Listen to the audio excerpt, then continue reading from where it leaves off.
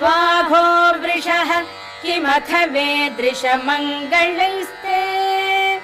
नित्यं यदङ्कनिलयाखिलमङ्गलाम्बा श्रीरामनाथ भुवनवन जागरूक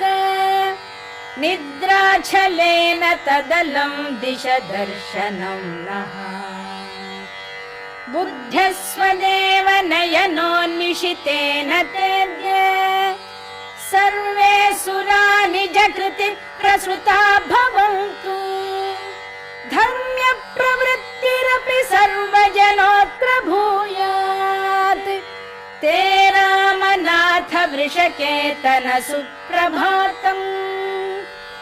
रामा सहस्रशयि मे भववार्धिसेतुम् तिष्ठन्ति बन्धुमिह ते तरुम्।